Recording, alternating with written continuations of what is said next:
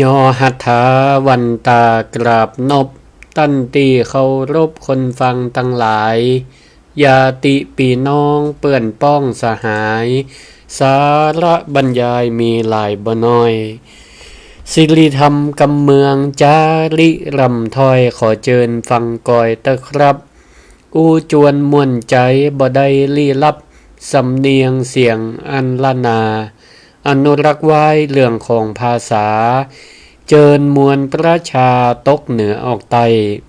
เฮามาปะกันตุกวันเฮือใดเวลา20:05 น.เย็นเปิดวิทยุเฟซบุ๊กเฮือเห็นเนอจีบันเย็นหนอเน่ามีหลายเลิศรถบททวนกวนเก่าจวนฮือละเมาเอาใจบ่น้อยตั้งโลกตั้งธรรมลำนำจ้าถอยมีหลายลีลาสาระศิริธรรมกำเมืองเอิ้นจาวาทะสดับกันได้นานาย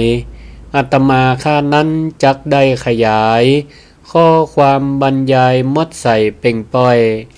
เจิญฟังตะตัวเจ้าบัวกับซอยบ่ฮือเสียอันเวลาขอเจิญฟังไปก่อนละนายเฮยขอยกมือ10 นิ้ว ถวายความนอบน้อมต่อองค์พระรัตนตรัยอันมีพระพุทธเจ้าพระธรรมเจ้าและพระสังฆเจ้าขอเจริญปอนมายังพุทธศาสนิกชนคนดีมีศีลมีธรรมทุกผู้ทุกท่านที่ฟังรายการศิริธรรมกำเมืองโดยอาตมาภาพพระครูศิริธรรมบัณฑิตเจ้าอาวาสวัดมิ่งเมืองมูลตำบลพี่ชัยอำเภอเมืองจังหวัดลำปางอาจารย์ประจำวิทยาลัยสงฆ์นครลำปางมหาวิทยาลัยมหาจุฬาลงกรณราชวิทยาลัยวันนี้ ก็ได้มาพบมาปะกันแฮมกับท่านผู้ฟังแฮมครั้งหนึ่งตั้งคลื่นสถานีวิทยุเผยแผ่พระพุทธศาสนา FM 106.50 เมกะเฮิรตซ์สถานที่ตั้งสถานีนั่นตั้งอยู่ณวัดบรรพตสถิตตำบลพระบาทอำเภอเมืองจังหวัดลำปาง ซึ่งก็โดยมีท่านอาจารย์พระมหานพดลสุวรรณเมธีผู้อำนวยการสถานีวิทยุและก็เป็นเจ้าวาดวัดบรรพตสถิตเจ้าคณะอำเภอวังเหนือผู้อำนวยการวิทยาลัยสงฆ์นครลำปางที่เป็นเจ้าของสถานีได้เมตตาเอื้อเฟื้อมาได้แบ่งปันเวลามอบหมายให้พระนักเผยแผ่ในจังหวัดลำปางแล้วก็จังหวัดเชียงใหม่เชียงรายหลายที่หลายตั้ง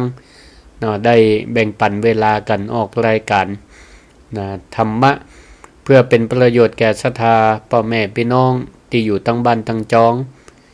บอกว่าจะฟังตั้งสถานีวิทยุก็ดีบางบางโอกาสบางเวลา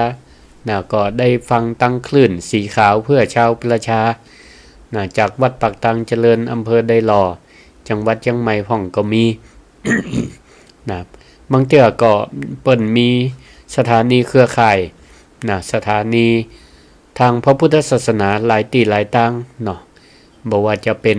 ตั้ง อำเภอฝางสถานีวิทยุพระบาทอุดมก็ดีเพิ่นก็มีการลิงก์กันไปเจ๊ะก็เป็นประโยชน์กับศรัทธาท่านผู้ฟังที่อยู่ตั้งบ้านตั้งจองติดได้ตั้งอกตั้งใจฟังวิทยุอยู่ตอนนี้จะได้บ่เงียบบ่เหงาได้ฟังธรรมะดีกว่าฟังเพลงหรือฟังธรรมะดีกว่าฟังข่าวสารบ้านเมือง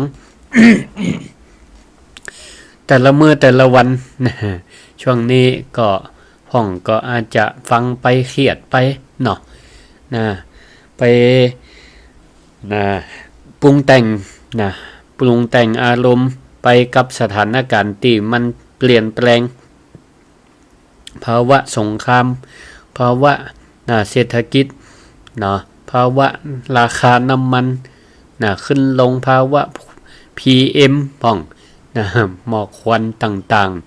ๆไปบ่ปอมเดี๋ยวนี้ก็ได้ยินว่าเกี่ยวกับไวรัสนะมาแหมเหมาะนะจะได้ก็ระมัดระวังกันเนาะเฮาก็บ่ตกอกตกใจตื่นตระหนกจนเกินไปแต่เฮาก็บ่ประมาทสิ่งสำคัญที่สุดพระพุทธเจ้าประกาศสอนว่าเฮานั้นมีสติในการรับฮู้กับสถานการณ์ต่างๆที่มันเข้ามาในแต่ละมื้อแต่ละวันแต่ละชั่วโมงแต่ละนาทีแต่ละวินาทีละกันเนาะเอาละเฮาก็ เป็นช่วงเวลานี้ก็มาฟังธรรมะกับพระครูสิริธรรมบัณฑิตรายการสิริธรรมกำเมืองแล้วกัน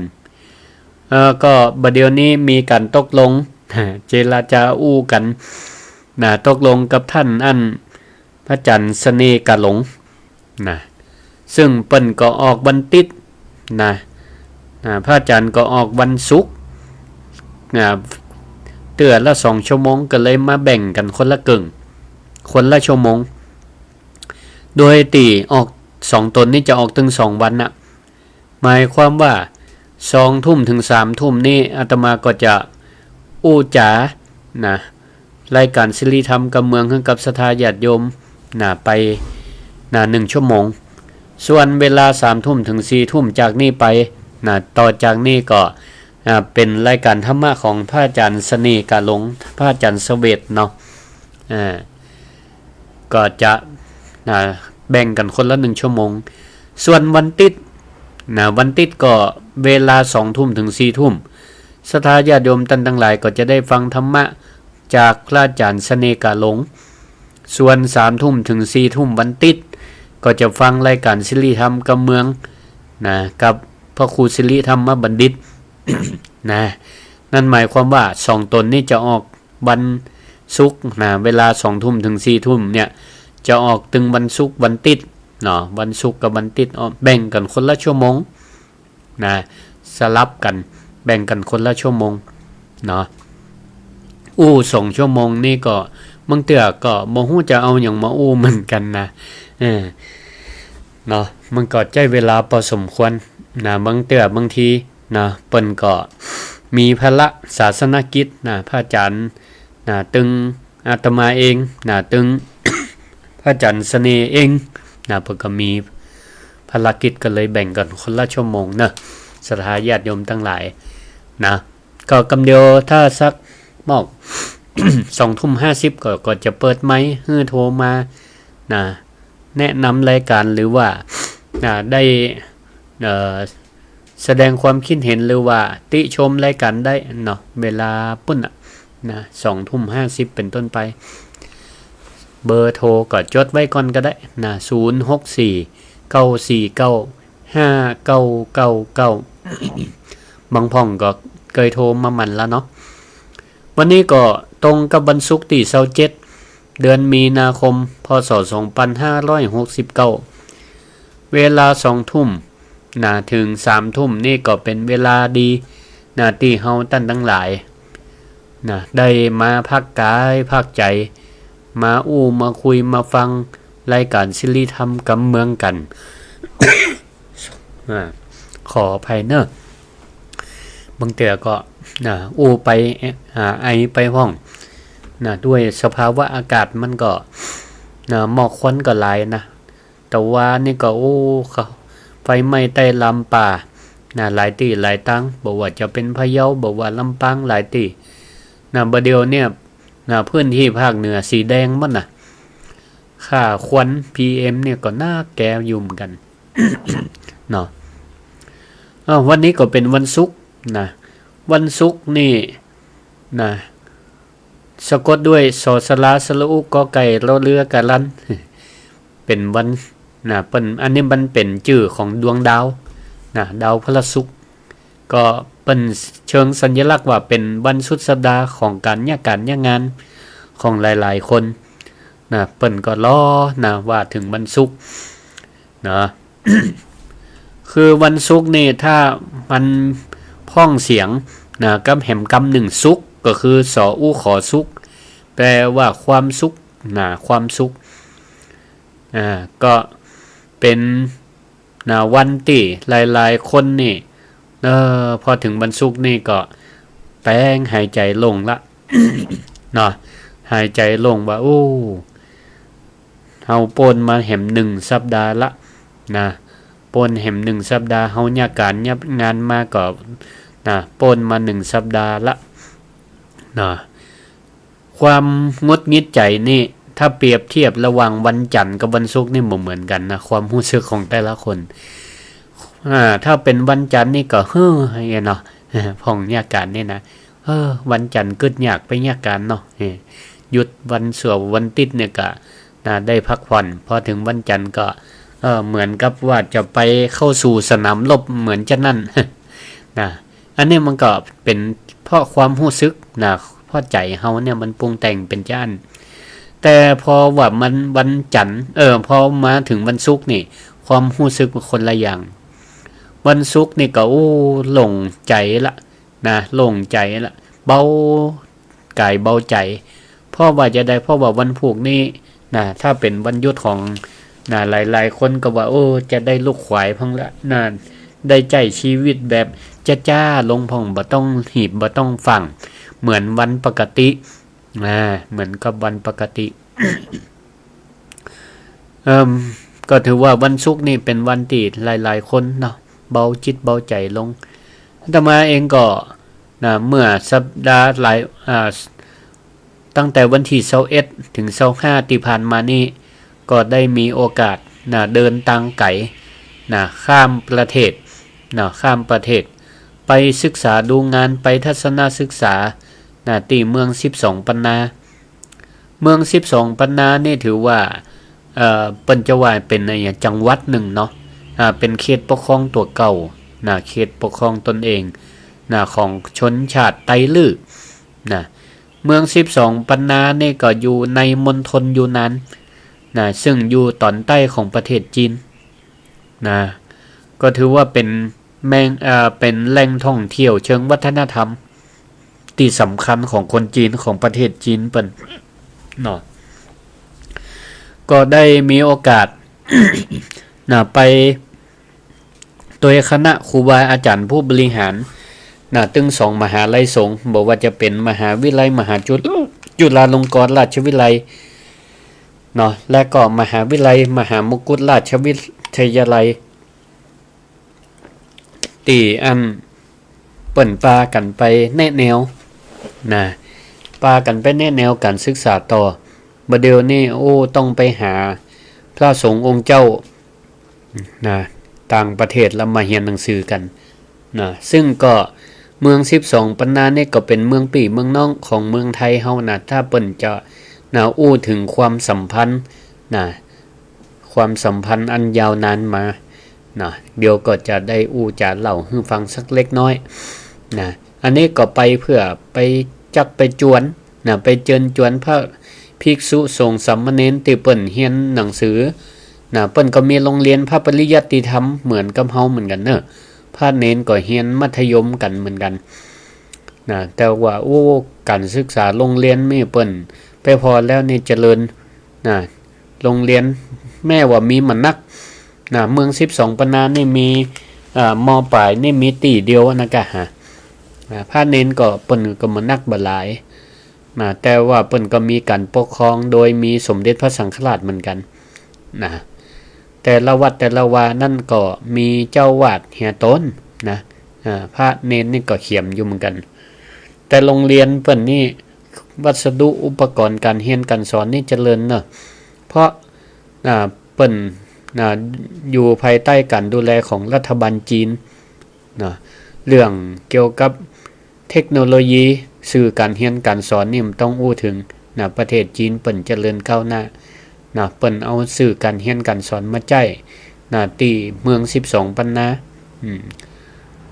ถึงเมือง12ปันนาเนี่ย12ปันนาศรัทธาญาติโยมทั้งหลายก็อาจจะพ่องก็เคยไปแอวมาแล้วพ่องก็ยังบ่เคยไปเด้อเมือง12ปันนานี่ศรัทธาญาติโยมทั้งหลายคำว่าปันนา ปันนานี่ก็คือกำไทยก็คือพันนาเนาะปันปันบ้านเฮาก็คือพันนั่นน่ะเนาะหมายความว่าจะได้หมายความว่าหัวเมืองต่างๆรวมกันได้12เมือง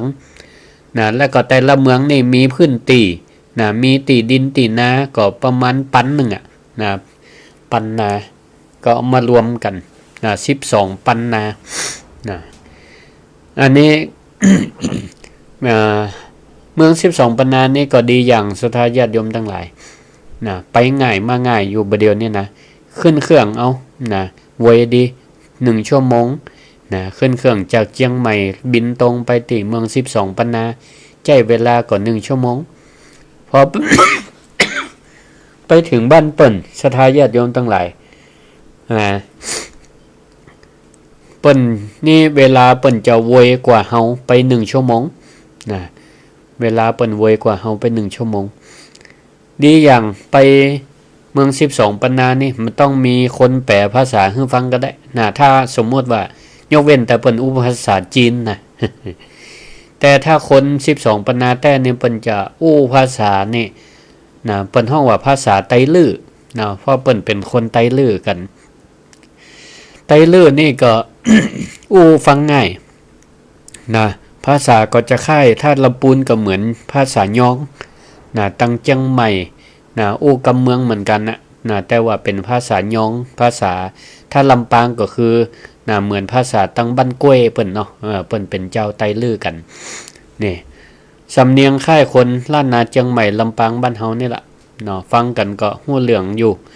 เข้าใจทำไทยสารทุกข์สุขดิบยังก็เหมือนเป็นกันเองไปแล้วก็เหมือนกับว่าไปบ้านปีเมืองน้องกันซึ่งประวัติศาสตร์ของเปิ้นนี่ระหว่างอาณาจักรล้านนาบ้านเฮานี่ประมาณ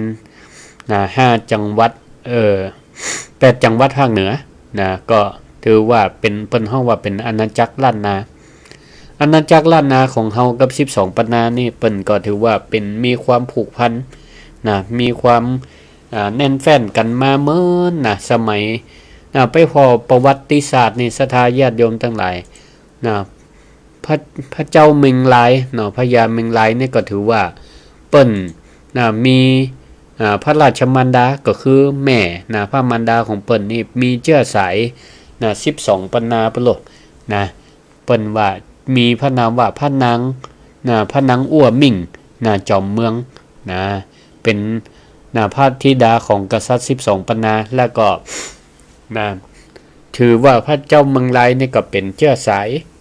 กึ่งหนึ่งคือเป็นลูกครึ่ง12ปันนาล้านนาเฮาแล้วมาพอยุคสมัยของพระเจ้ากือนาเชียงใหม่พระเจ้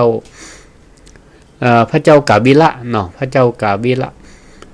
เปิ้นก็เป็นยุคที่เปิ้นห้องว่าเก็บพักใส่ซ่าเก็บพักใส่ซ่าเก็บค่าใส่เมืองก็หมายความว่าในยุคสมัยนั้นนี่ก็มีการรบกันระหว่างล้านนาเฮากับเมืองพม่าก็ยากให้ผู้คนสูญเสียกันไปหลายเพราะฉะนั้นเปิ้นก็เลยไป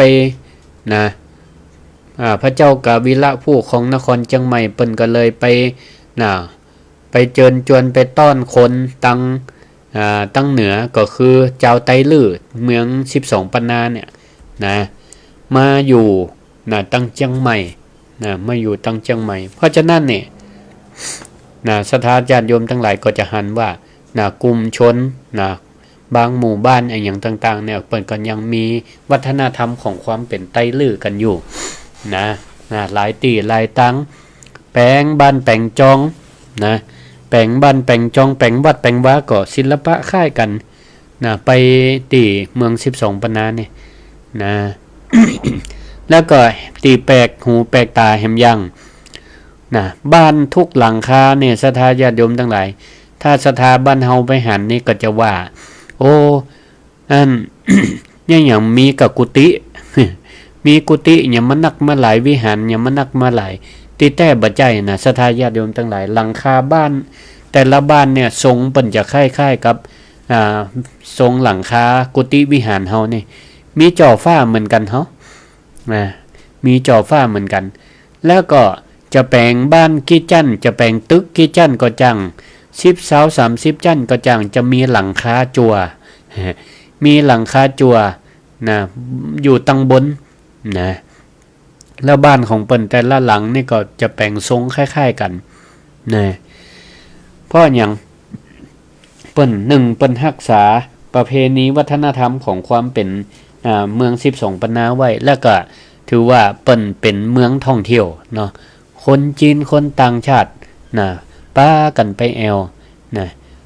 ก่อนจะไปแอววัดแอววานี่เปิ้นจะมีหมู่บ้านนะก่อนจะขึ้นไปหาวัดนี่จะอยู่ตรงบนนะแล้วก็รายล้อมไปด้วยหมู่บ้านนะบ้านแต่ละหลังนี่ก็จะแปลงทรงเมืองนะทรงบักเก่าบ้านเฮาอ่ะนะโอ้หันแล้วก็มีความขลังนะหน้าเกิดหน้าภาคภูมิใจแต่ถ้าเป็นบ้านเฮาบัดเดียวนี่จะได้ศรัทธาญาติโยมทั้งหลายบ้านใหม่นี่ปากันเตะกันเห็นหมดอ่ะเนาะ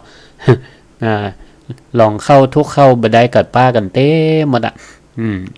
เพราะหยังว่าโอ้มันเก่าล้าสมัยจะล่มแลบ่ล่มแลแต่คนตังปุ้นนี่เปิ้นพยายามรักษาไว้นะถ้ามันผุมันพังก็รักษาซ่อมเอานะเพื่อหยังเพื่อให้มันเป็นเอกลักษณ์คนเปิ้นเวลาเปิ้นไปพอถ้าไปพอบ้านทรงสมัยใหม่เนาะทรงโมเดิร์นสมัยใหม่เพิ่งมาแงนกายหยังกายโอ้บ้านเปิ้นเขาก็ต้องมีอยู่แล้วเขาพอละแต่ที่เปิ้นไปพอเนี่ยคือเปิ้นไปพอวัฒนธรรม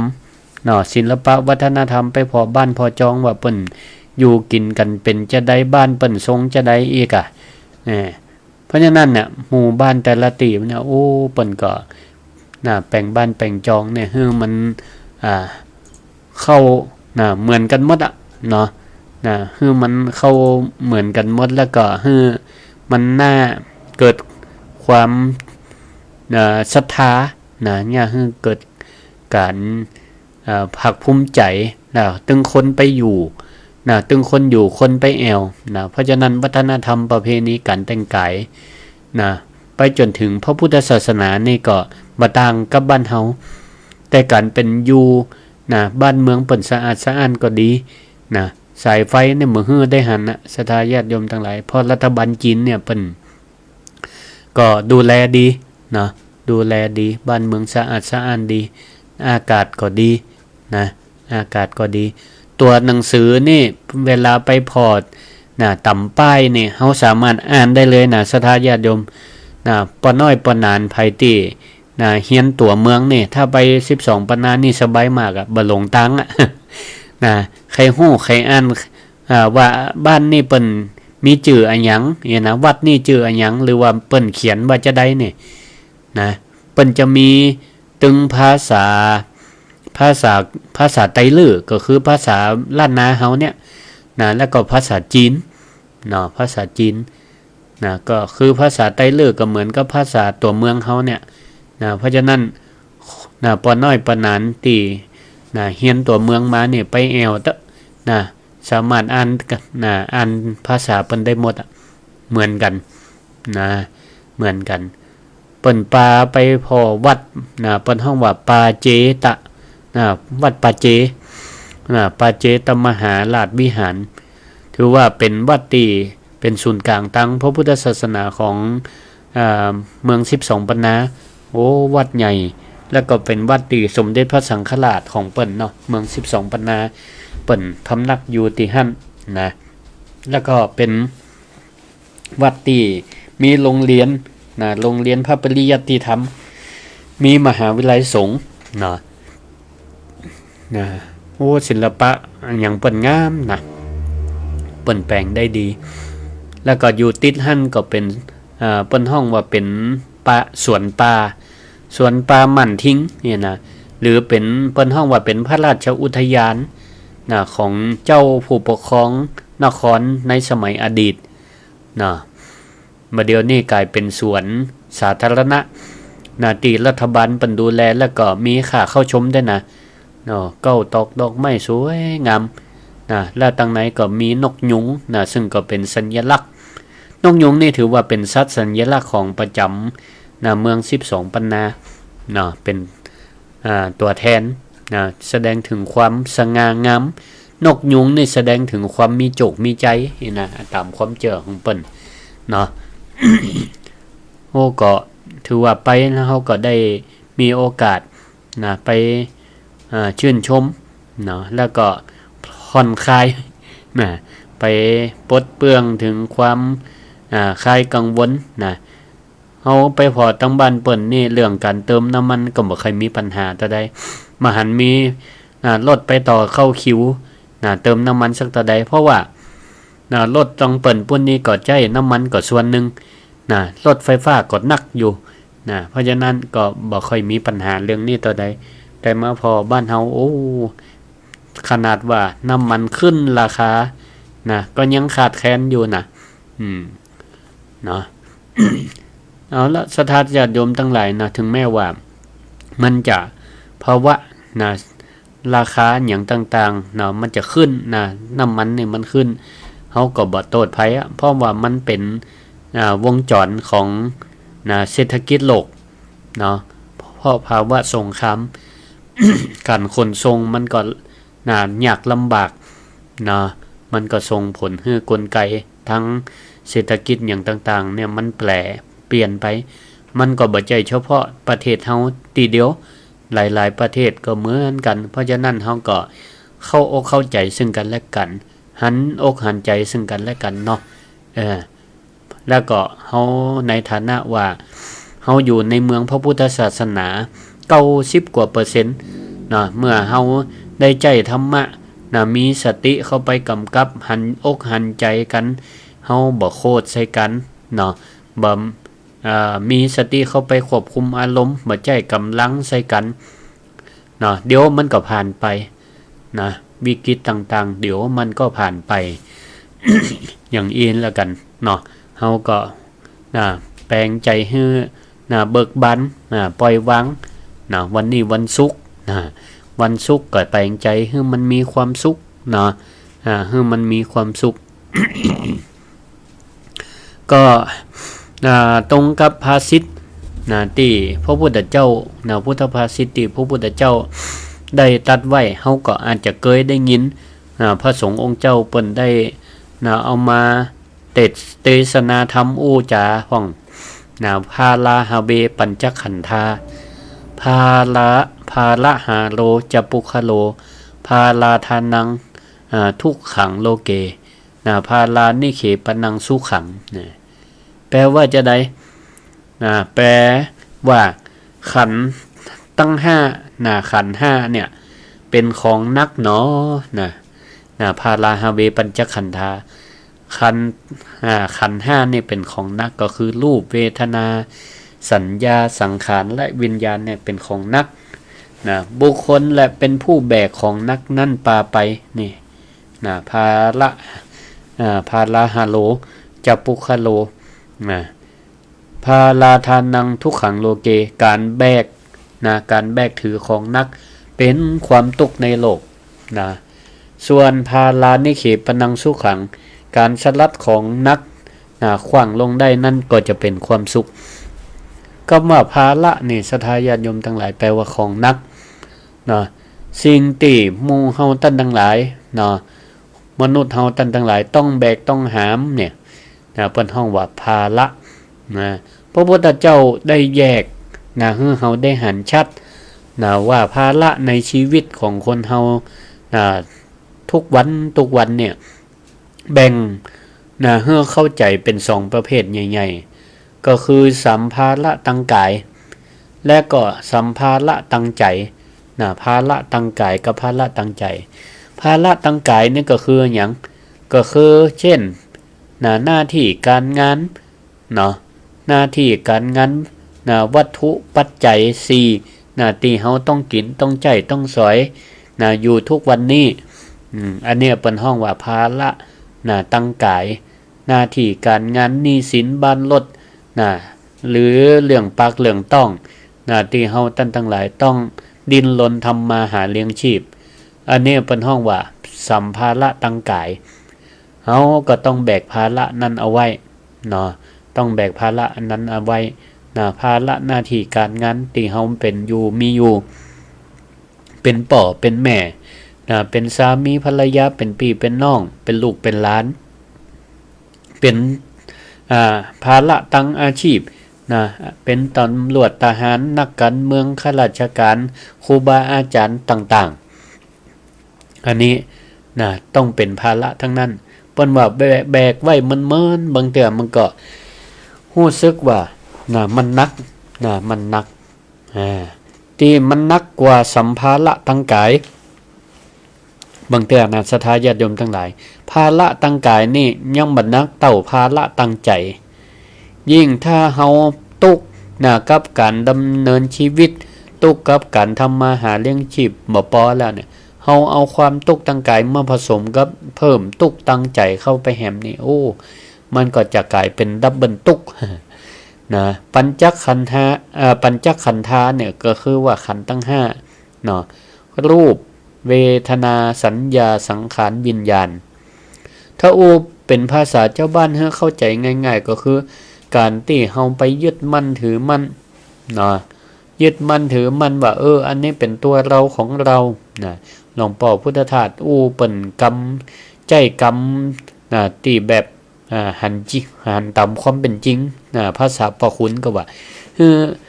หันชัดๆว่าตึงวันนี่เฮาไปยึดมั่นถือมั่นว่าตัวกูของกูความคิดกับความคิดของเฮาตำแหน่งของเฮาความโกรธกับความโกรธเฮาอย่างเงี้ยบางคนก็พอไปยึดมั่นถือมั่นแล้วไผมาเตือนมาว่ามาบอกก็บ่ฟังก็มีก่อนยังตัวกูของกูความคิดกูกำกูจะจะไผจะว่าหยังเป็นกูจะโคตรมันเป็นเรื่องของกูอย่างนี้เป็นต้นศรัทธาญาติโยมทั้งหลายวันจันทร์ถึงวันศุกร์ผ่านมานี่เฮาก็แบกอันหยังไว้พ่องแบกภาระตั้งกายก็แบกภาระตั้งใจอันหยังไว้พ่องก็บางคนนี่แบกกำดาแบกกำจมจากคนในครอบครัวก็ดีแบกกำดากำจมของพ่อของแม่เมืองเตือนี่เปิ้นก็หวังดีเจตนาดีแต่เฮาบ่เข้าใจในความหวังดีปรารถนาดีก็หาว่าเปิ้นนี่จมซ้ำย่อยเฮาก็ไปแบกกำด่าไปยาการทำงานทำงานก็ไปแบกเอากำจมกำด่าของเจ้านายเอาไว้แต่ละวันพอจนถึงวันศุกร์ต่างคนต่างแยกย้ายปิกบ้านปิกจองกันบางเตือนเนี่ยเจ้านายเปิ่นก็ไปพักไปพรกันไปแต่เฮาเนี่ยก็ยังไปแบกกำเปิ่นมาไว้อยู่หรือพ่อแม่บางเทื่อเปิ้นว่าเปิ้นตำหนิแล้วเปิ้นก็แล้วก็คือแล้วบ่มีหยังแต่เฮาเนี่ยบ่ยอมวางก็แบกเอาไว้อยู่ตีนไหนก็แบกไว้เข้าห้องน้ำก็แบกไว้ขึ้นเตียงนอนจะนอนก็แบกไว้นี่บางพ่องนี่แบกความคาดหวังคนเป็นพ่อเป็นแม่ก็เหมือนกันบางพ่องก็แบกความคาดหวังของลูกของเต้าหวังว่าลูกจะต้องเรียนหนังสือเก่งๆต้องเรียนตามที่พ่อแม่ต้องการจะเรียนใครลูกเป็นหมอเป็นแพทย์เป็นอย่างเนี่ยไปแบกความหวังของถูกเอาไว้บ่ได้ปล่อยวางหรือแบกความงุดงิดความงุดงิดบางเทื่อเฮาก็บ่สามารถไปกำกับคอนโทรลได้เฮาก็ไปแบกมันเอาไว้เช่นรถติดกาหรือภาวะน้ำมันขึ้นอะไรอย่างต่างๆเนี่ยไปแบกความงุดงิดใจก็บ่ได้ปล่อยวางแบกข่าวสารบ้านเมืองสารพัดเรื่องราวอย่างนี้เป็นต้นเนี่ยศรัทธาญาติโยมทั้งหลายพระพุทธเจ้าเพิ่นก็ได้ตรัสไว้ว่าพาลาทานังทุกขังโลเกก็แปลว่าการแบกถือของนักนั่นเป็นความทุกข์ในโลกเป็นความทุกข์ในโลกในที่นี้บ่ใจในโลกบ่ใจหมายถึงว่าโลกกลมๆแต่คือโลกในใจของเฮามันเป็นความทุกข์ในโลกก็คือในโลกของใจเฮานี่เองบ่ต้องไปพอโลกภายนอกแล้วก็คือโลกในใจเฮาทุกข์เฮาแบกเองเฮาก็ทุกข์เอง คนอื่นก็บ่ได้ตุกกับเฮาตัวเนาะอย่างนี้เป็นต้น สมมุติว่าศรัทธาญาติโยมทั้งหลายสมมุติว่ามีคน2คนเนาะกำลังจะเตียวขึ้นดอยสุเทพนะไปพร้อมกันเฮาอู้ถึงการเดินน่ะบ่ใช่ว่านั่งรถเนาะเพิ่นมีสมมุติว่ามีประเพณีเตียวขึ้นพระธาตุนะเดือน8นะ8เป็งคนแรกนี่ชื่อนายหอบนะสมมุติเอานะนายหอบนี่มันเป็นคนขี้กลัวอดกลัวตุกกลัวลำบากกลัวหยังนะกลัวจะบ่มีหยังกินเฮ็ดซะเนาะเป็นคนวางแผนรอบคอบ ก็เลยจัดกระเป๋าจะเดินขึ้นดอยสุเทพก็เลยแบกเป้แกันใหญ่เมียเอาของกินใส่ไปก่อนนะกว่าหิวกว่ากั้นเอาเข้าเอาอาหารการกินนะไก่ย่างหมูปิ้งก็ของติกวตัวเก่ามักน้ำอัดลมนะขนมนมนิ้วใส่เข้าไปนะใส่ปกผ้าปกขวาปกหมอนปกผ้าห่มยังไปเต้นนอนไป แบกขึ้นดอยไปที่นี่ศรัทธาญาติโยมทั้งหลายเนาะกล้าเตียวตัวเป่านี่นะอาตมาก็เคยเดินกล้าแค่เดินตัวเป่าบ่ต้องแบกขวาอย่างกระตึงอินนักแก้มกันนะขึ้นดอยสุเทพอันนี้แบกขอบแบกขวา เต็มบ้าเต็มหลังขึ้นไปมันจะบ่อิดได้จะได้เนาะแต่แหมคนหนึ่งคนที่2จิตในปล่อยนี่แกเป็นคนที่มีความรอบคอบคิดแหมอย่างหนึ่งว่าโอ้เฮาจะเดินตังไก่แล้วมันจะเดินตังลาบตังเรียบมันต้องเตียวขึ้นดอยมันจะอิดปานใดสิ่งสำคัญที่สุดขาดบ่ได้ในการเดินทางนี่ก็คือน้ำขอให้มีน้ำแต่ว่าลดสัมภาระลงคว้าอย่างนี้บ่ดีถ้าบ่จำเป็นจะต้องแบกไปนักๆมันนักแล้วมันจะปาให้อิดเร็วอิดเร็วเหนื่อยเร็วเปิ้นก็เลยเดินตัวบ่ได้ปกแค่น้ำ1ขวดแล้วก็เตี้ยวไปชมนกชมไม้พอข้างตังสูดอากาศบริสุทธิ์ไปไผตักก็ตอบไปพอไปถึง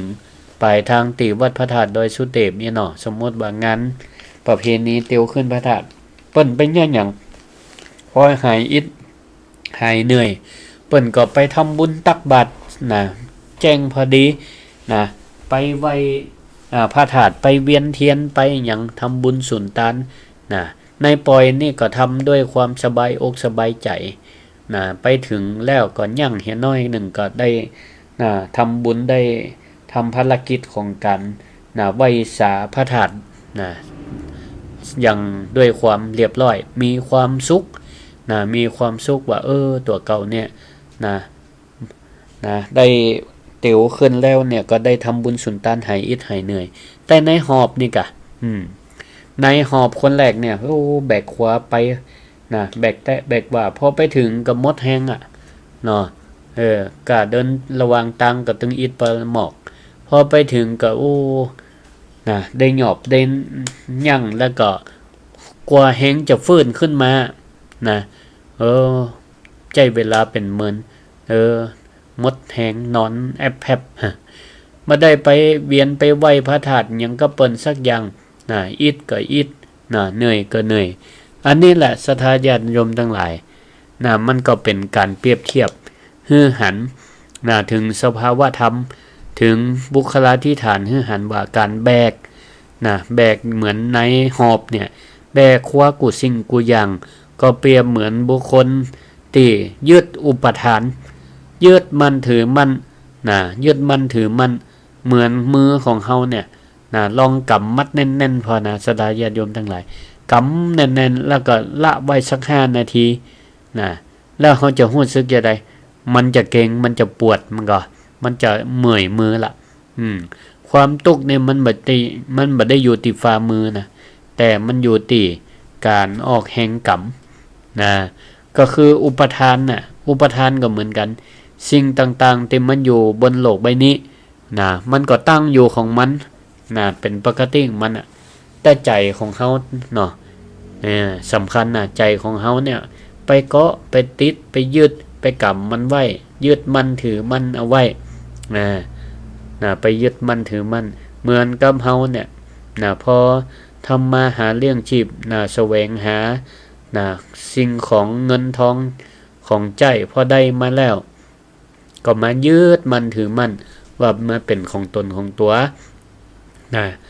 บักกล้าที่จะจกจะใจหรือว่ากว่ามันจะเสี่ยงไปเนี่ยอันเนี้ยเป็นห้องว่าการที่เฮาเนี่ยไปยึดของนักแม้แต่ขันธ์5เนี่ยมันก็จะเป็นภาระเป็นภาระและก็การที่เฮาตั้งหลายไปยึดมันถือมันก็นำความทุกข์มาสู่เฮมันนำความทุกข์มาสู่เฮาแต่ถ้าเฮาปล่อยวางฮู้จักปล่อยวางเหียอันนี้เปิ้นห้องว่าการสลัดของนักลงขวางได้นั่นก็จะเป็นความสุขสำหรับเฮาได้เนาะศรัทธาญาติโยมท่านทั้งหลายก็มีเรื่องเล่านิทานเซนให้ฟังก็มีครูท่านหนึ่งสอนวิชาการใช้ชีวิตวันหนึ่งครูนี่ก็ได้ให้นักเรียนทุกคนเนี่ยได้เตรียมมันฝรั่งได้เตรียมมันอาลูมาคนละหลายๆแก่นพร้อมกันนั่นก็เพื่อเอาถุงพลาสติกมาคนละแก่นพอถึงเวลาเรียนครูก็สั่งว่านักเรียนไผที่ไผที่รู้สึกว่าโคตรเกลียดหรือมีเรื่องคุณข้องมองใจฮือเขียนชื่อคนนั่นลงบนมันอะลูแก่นนั่นไว้1ลูกจัง1คนก็เขียนชื่อไว้1คนใส่แก่นมันอะลูไว้แล้วเอาใส่ถุงพลาสติกเอาไว้ไผโคตรนักไผโคตรก็เขียนเอาใส่ลงไปจัง1คนก็เขียนใส่มันอะลู1แก่นใส่ในถุงไว้เราอ่อนนี่ก็ม่วนเล่น เล่นกันบางคนก็ใส่ไป2แก่นพ่องบางคนก็ใส่ไป5แก่นพ่องบางคนนี่โคตรขี้โคตรเก่งเฮ้ยใส่ไปเป็น10แก่นเพิ่นในถุงจากนั้นก็ครูก็เลยสั่งว่ากติกาคือภายใน1สัปดาห์นี้บอกว่าพวกนักเรียนเนี่ยนักเรียนจะไปตีไหนจะกินข้าวจะอาบน้ำจะเข้านอนหรือจะมาโรงเรียนฮื้อแบกถุงมันอะลูเนี่ยติดตัวไปตัวตลอดเวลาห้ามวางเด็ดขาดนี่หรอห้ามวางเด็ดขาดวันแรกนี่เราอ่อนก็ยังม่วนอยู่ใครหัวกันคิกคักแบกมันอะลูเป็นถุงคนละถุงแต่จำนวนบ่เท่ากันละอ่อนที่โคตรน้อยก็มีแก่นเดียวโคตรหลายก็มีหลายแก่นหันเปิ่นสไปถุงแกว่งไปแกว่งมากันแบกไปแบกมาก็ม่วนเล่นกันดีแต่พอวันที่2ที่3ผ่านไปมันอะลูนี่มันก็น่าจะเริ่มนักขึ้นเพราะว่าในระหว่างนั้นเปิ่นก็มีกติกาว่ายิ่งถ้าเฮาโคตรฮื้อไผสามารถเขียนใส่มันอะลูเพิ่มเข้าไปแหมได้แบกไปจะนั่นละอ่อนบางคนนี่พวกมันอะลูนี่เป็น10แก่นแบกไปตัวนอนก็นอนตัวทุกตีทุกตังก็เริ่มจมละเริ่มจมว่าปวดแขนปวดไหล่ปวดแข้งปวดขาพอจะเข้าถึงวันที่7ปัญหาใหญ่ก็ตัวมาละศรัทธาญาติโยมทั้งหลายศรัทธาว่าปัญหาใหญ่คืออะไรอย่างก็คือว่ามันอะลูก็เริ่มเน่าละศรัทธาญาติโยมทั้งหลายเพราะเน่ามันก็เหม็นแล้วเนาะเหม็นไปหมดเหม็นในถุงบ่พอเหม็นออกจากถุงมามันเน่าเปียกมันแจ๊ะไปด้วยน้ำเน่าของมันอะลูละอ่อนทั้งหลายก็ทนแบกถุงนั่นตึงแบกตึงถุงมันนักตึงเหม็นแบกเริ่มบ่ไหวละก็ปากันรังเกียจ ก็รังเกียจแต่ก็บ่สามารถจะสวดได้เพราะต้องรักษากติกาที่อาจารย์เปิ้นได้วางไว้พอครบ1สัปดาห์ละออนรีบวิ่งเอาถุงมันอลูนี่มาคืนครูมาคืนแล้วก็จมกันเป็นเสียงเดียวกันว่าครูครับผมหนูปวดแขนโอ้แล้วก็ทนมันอลูติมันเน่ามันเหม็นบ่ไหวขอเอาขวางเตอะครูก็เลยยิ้มอ่อนๆแล้วก็สอนนักเรียนและสอนนักเรียนว่าเนี่ยพวกหนูทั้งหลายนักเรียนทั้งหลาย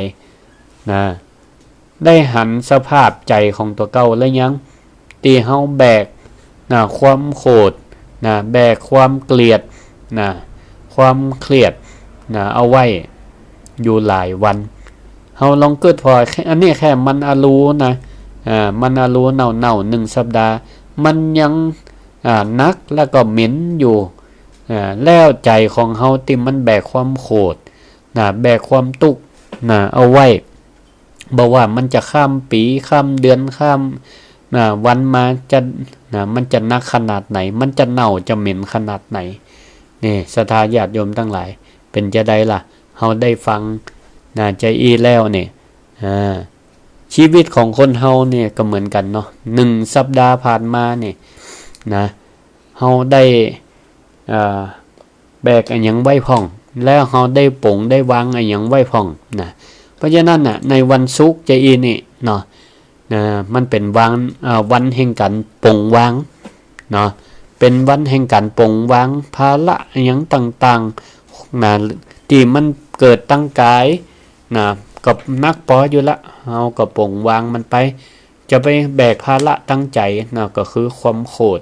ความโลภความโกรธความหลงปลงวางเอาไว้ปลงวางเอาไว้วันเสาร์วันอาทิตย์ก็แปลงใจให้มันเบิกบานใครอยู่กับครอบครัวใครพากันไปแอวผ่อนคลายหยังเฮาก็ทำไปหรือว่าสภาวะเศรษฐกิจบ่ดีน้ำมันแปลงอีกก็อยู่บ้านก็ทำภารกิจในบ้านในจองก็มีอันหยังที่มันยะแล้วมันเบิกบานใจยะไปบ่ต้องจมเพียวบ้านเพียวจองไปก็กึดดีว่าเป็นวันที่เฮานี่ได้ปลดเปลื้องภาระเฮาต้องไปอิดกายอิดใจกับการงานที่ทำงานละเฮามีโอกาสได้อยู่บ้านอยู่จองเพียวบ้านเพียวจองก็ถือว่าเป็นงานเป็นงานของเฮาเฮาทำด้วยความเบิกบานใจสบายใจนี่มันก็จะยะฮือเฮานั่นจิตใจเบิกบานได้ก็สรุปว่าเดี๋ยวก่อนเด้อฟังโทรมาเดี๋ยวจะฮือโทรเดี๋ยวก่อนสรุปง่ายๆ3ข้อก็คือว่าปิดสวิตช์กายก็คือเมื่อถึงบ้านแล้วนี่เวลาเฮาทำการทำงานปิกมาบ้านแล้วปิดสวิตช์ตีทำงานไปก่อนหมดเวลาแบกภาระหน้าที่การงานอันนี้เปิ้นห้องว่าอยู่กับปัจจุบันอาบน้ำอาบตากินข้าวกินน้ำกับลูกกับเต้ากับสามีภรรยากับครอบครัวแปลงใจให้มันเบิกบานปลดสวิตช์ตั้งใจปิดสวิตช์ตั้งกายแล้วปลดสวิตช์ตั้งใจอันอย่างที่มันขุ่นข้องมองใจไผบดีหม่ม่วนไผเนี่ยฮื้อโคนเฮาก็ปล่อยวางอภัยฮื้อเขาไปไผเอาภัยได้ก็คือว่าคนนั้นนี่ปลงวางภาระที่เฮาแบกเอาไว้ได้ก่อนคนนั้นก็จะเบาก่อนอย่างนี้แล้วก็เปิดสวิตช์ตั้งธรรมเปิดสวิตช์ตั้งธรรมก็หมายความว่าอย่างเนี้ยค่ำคืนจะรายการวิทยุเปิ้นก็คือเฮาได้ฟังธรรมะก่อนนอนเฮาได้เปิดสวิตช์ตั้งธรรมได้ฟังธรรมะได้หรือก่อนหลับก่อนนอนก็ทำสมาธิก็ทำให้เฮานั้นปล่อยวางรับก็ม่วนรับก็ม่วนบ่ฝันร้ายฝันดีอย่างอีเนาะก็เปิดสายให้สถาได้โทรเข้ามาก็มีเวลาเห็มน้อยหนึ่ง064 949 5999นะรายการสิริธรรมกับเมืองโดยพระครูสิริธรรมบัณฑิตนะไผฟังอยู่ตั้งใดชัดเจนบ่ชัดเจนฟังขึ้นใดหรือบางพ่องก็ฟังตั้งFacebook ไลฟ์ก็มีก็มียกตัวอย่างเช่นโยมไผห้องนี่โยมกรอุมาปัญญาคำตักมาตั้ง Facebook ไลฟ์โยมอรพินแนวจิตสาธุโยมพี่ต้อยก็เข้ามาฟังแล้วก็โยมบัวตองอินสุวรรณเพิ่นว่าฟังอยู่สาธุโยมชุติการรอดพยัญแล้วก็โยมแม่ไพลินจันตวงศ์สาธุเจริญพรแม่อ้อยเจริญพรว่าจะได้จะไปลืมช่องนั่นนะหน้ากากบ่ได้แปลงเดี๋ยวกันเอิ้นบอกเปล่าเอามันบ่ได้เนี่ยบ่ได้ทำบ่ได้ทำเป็นแต่เป็นว่านี่เอากะอันมันต้องนี่ก็ได้เอาสองข่าวมาเลยสองข่าวมาเลยเนาะเขียนกำ2กำเนี่ยเนาะเจ้าได้กะแล้วเนี่ยอย่าได้เอาไปฮื้อบ้านล่ะเอามาฮื้อใกล้ๆก็มานอกจากนี่ตั้งสังเกตวันก็มาจะได้ไปเปิดได้กะสาธุอันเจ้าแล้วก็แม่ก็ว่าตุนไอ้สองมาแล้วก็แม่จะเอาตุนขาปักไปอีกได้กะสาธุไม่เสียบตัวก็มีล่ะไม่ทันกะฮะไม่อันเสียบสองทันกะเอาตัวล่ะมีถ้ามีก็เอาได้กะเดี๋ยวเตรียมไว้ให้มันบ่มีกันแม่จะไปถามที่เจ้ารักนี่ได้มีเจ้าสาธุขอบคุณหลายแต่มาไงได้กะสาธุขอบคุณแม่จะบอกรถไปอีกสาธุขอบคุณเเจริญพรอยู่ดีมีสุขเจริญพรฮัลโหลรับสายแล้วเจริญพรแม่บัวลอยไปเมาฟังวิทยุฮัลโหลฟังเพลงฮัลโหลไปเมาฟังวิทยุไม่ได้ฟังไลฟ์ฮัลโหลเป็นว่าเวลาสถานเวลาจะโทรเข้ามานี่ต้อง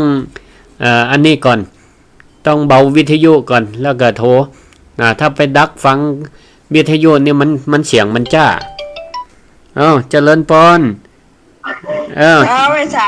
ต้องเบาวิทยุก่อนเวลาจะโทรหากันเนี่ยแม่ต้องปิดวิทยุ